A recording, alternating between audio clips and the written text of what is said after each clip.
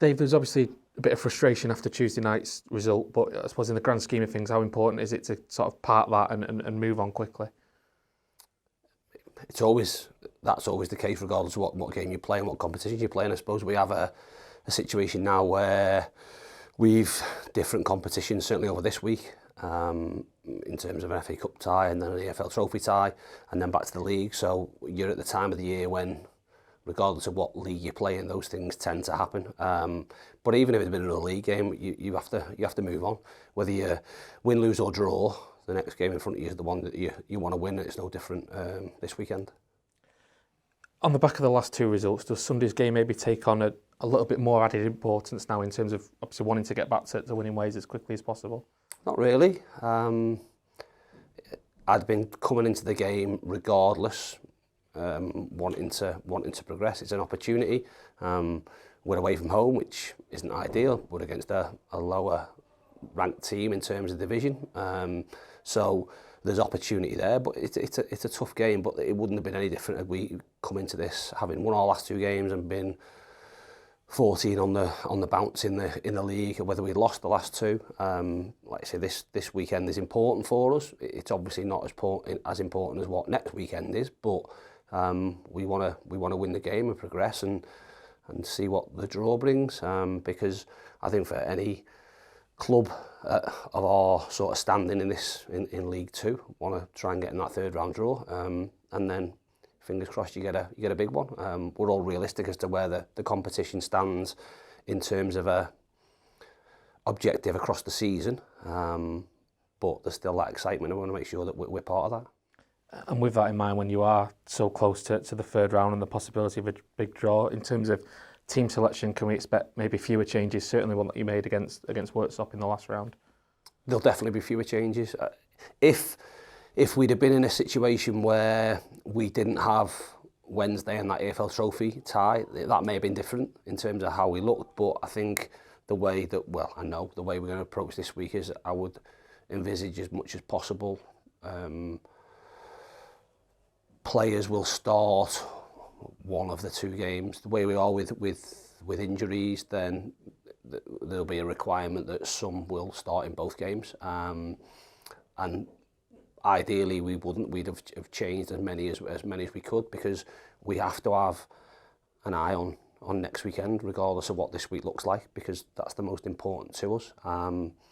So we'll go in as strong as we can. We aren't going to put anyone at risk. Anyone that's carrying anything won't play, and I would hope would not play on Wednesday. But if we need to do things in order to make the results what we want, then we'll go about it in that way.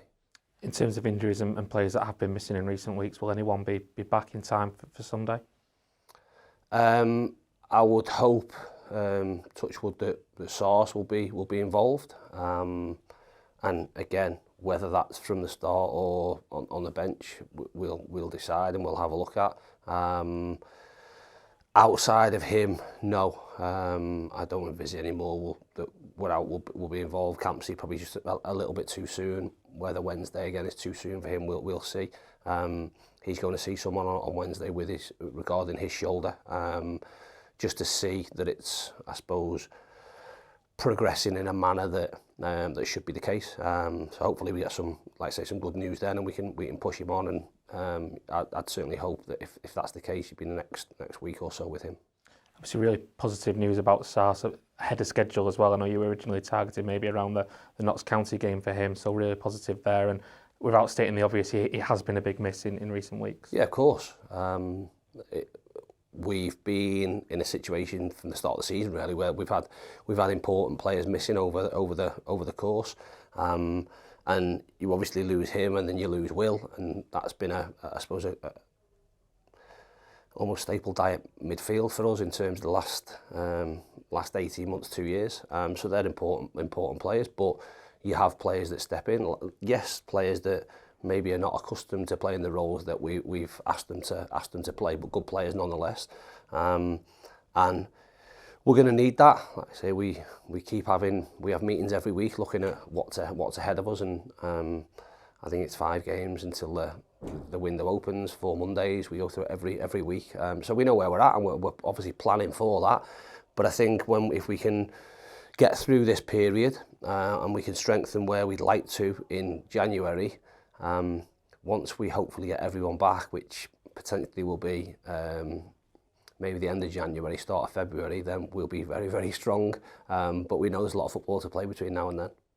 One player I wanted to focus on this week was Ethan Pye. I know there was expectation in the summer that he'd come into the squad this season after a successful loan and have a part to play, but I don't think many were expected for him to start as many games as he has so far this season. How impressed have you been with his development so far? I'm really impressed. From our side, again, there was an expectation without it sounding the wrong way. We expected that we've got a young player who would make mistakes, would have a little bit up and down, which he has been at the start of the season. That's acceptable, and you have to, especially as a defender, you've got to, I suppose, tolerate that for a better word, in order for him to be better as he moves through. If we hadn't expected, then we wouldn't have let Jono go. We'd have looked to re-engage with him. We wouldn't have let Joe Lewis go out. There's loads of different things. You hope, don't you, in terms of you put a squad together. And I suppose what we did, we gave ourselves cover with Ibby and the potential of him playing in that position, but then all of a sudden you lose Ryan for the season, and you don't really have natural wing backs because Miles obviously went out as well. But Ethan's consistency has been really good. He'll still have them moments, he'll still have them games. That's part and parcel of learning. But as a 20-year-old centre-back who's left-footed, who's playing regular League Two football, it's really, really good for him. Obviously great for the club. A real asset, and one that will develop with us, and hopefully we'll get the opportunity to play higher next season. Just finally looking at Aldershot, obviously got to the second round with that remarkable 7-4 win at Swindon. The scoreline is obviously a freak into going 7-0 up away from home, but the result may be less surprising when you look at the form they've been in under Tommy Widrington. Yeah, no, they're in a good place in that division. And again, you look at the results over the past few weeks in terms of gone behind. We're a couple of goals behind at Bromley in the first 3 minutes, I think, two behind, and went on to win that game 3-2 and scored really late against Halifax at home on at the weekend. So they'll come into the game full of confidence. That place will be full. It'll be a great atmosphere. But we've got to go and back ourselves. If we can't do that, like you say, go into a team in a division where we had real success, and we've got to look at what we are and where we're at, then we have to be confident going into the game. Otherwise, what's the point going there? So we will treat them as we treat any other League Two club in terms of the games we've had watched. Analysis we'll do on them, look at what their strengths, but also look where we can cause them problems, just as they will with us. And look forward to what will be a great cup tie. Appreciate your time, Dave. Thank you. Welcome. Cheers. Thank you.